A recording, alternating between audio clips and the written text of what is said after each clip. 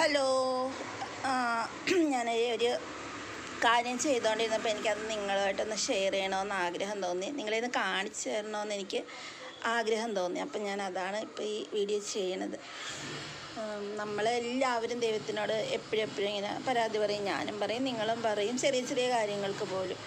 എനിക്ക് തോന്നുന്നത് നമ്മുടെ ലൈഫിലെ ഏറ്റവും വലിയ ഭാഗ്യം നമുക്കൊരു അസുഖം ഇല്ലാതെ ഇരിക്കുന്നതായിരിക്കും ഏറ്റവും വലിയ ഭാഗ്യമെന്ന് തോന്നണം നമ്മുടെ എല്ലാ മനുഷ്യരുടെയും. അപ്പം ഞാൻ ഒരു കാര്യം ഇങ്ങനെ ചെയ്തുകൊണ്ടിരിക്കുമായിരുന്നു, അപ്പം ഞാനത് നിങ്ങൾക്ക് കാണിച്ചു തരാം. അപ്പം നമുക്ക് ദൈവത്തിനോട് നമുക്കൊരു നിമിഷം നന്ദി പറയാനായിട്ട് തോന്നും.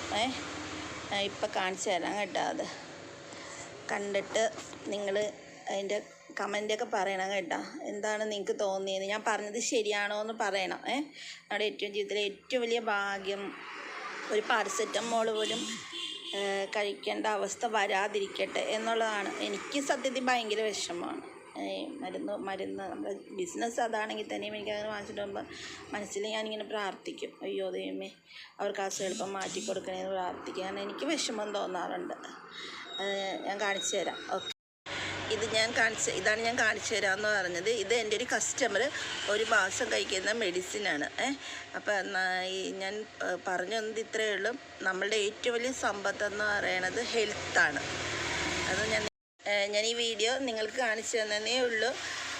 ആരോഗ്യമാണ് നമ്മുടെ ഏറ്റവും വലിയ സമ്പത്ത്. അപ്പം അത് നമ്മൾ ഈ മേഖലയിൽ ഇരിക്കുന്നതുകൊണ്ട് ആ രോഗത്തിൻ്റെ തീവ്രതയും അതുകൊണ്ട് ആൾക്കാർ അനുഭവിക്കുന്ന ബുദ്ധിമുട്ടും ഒക്കെ പലപ്പോഴും പലരും നമ്മുടെ ഷെയർ ചെയ്യാറുണ്ട്, അത് പറയാറുണ്ട്. പിന്നെ കൊടുക്കുന്ന മെഡിസിൻ നമുക്കറിയാം. അപ്പം അതിന് എത്രത്തോളം ചിലതൊക്കെ ഭയങ്കര വിലയാണ്. അപ്പം ചിലപ്പോൾ സാമ്പത്തികമായിട്ട് ബുദ്ധിമുട്ടില്ലാത്തവർക്ക് ഇപ്പം പെൻഷനും കാര്യങ്ങളൊക്കെ ലഭിക്കുന്ന വയസ്സായിട്ടുള്ളവരുണ്ട്. അപ്പോൾ അവർക്ക് അത് ചിലപ്പോൾ ആ ഒരു പെൻഷൻ്റെ അതിൽ നിന്നൊരു എമൗണ്ട് അവർ മെഡിസിനായിട്ട് മാറ്റി വയ്ക്കും. പക്ഷെ നമ്മൾ സാമ്പത്തികം ഇല്ലാത്തവർക്ക് ഒരസുഖം വന്നു കഴിഞ്ഞാൽ അതിലും വലിയ ബുദ്ധിമുട്ടാണ്. അസുഖം എല്ലാവർക്കും ബുദ്ധിമുട്ടാണ്.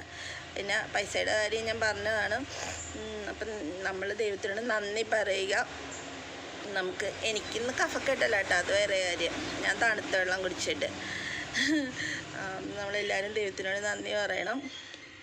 അപ്പം നിങ്ങളെല്ലാവരും എൻ്റെ വീഡിയോ കാണണം, കമൻറ്റ് ചെയ്യണം, കണ്ടിട്ട് പറയണം. ഒരു വാക്കിലെങ്കിലും എന്തെങ്കിലും ഒന്ന് എന്നോട് പറയണം. ലൈക്ക് ചെയ്യണം, സബ്സ്ക്രൈബ് ചെയ്യണം. അപ്പം എല്ലാവർക്കും നന്ദി. എല്ലാവർക്കും കെട്ടിപ്പിടിച്ച് ഉമ്മ.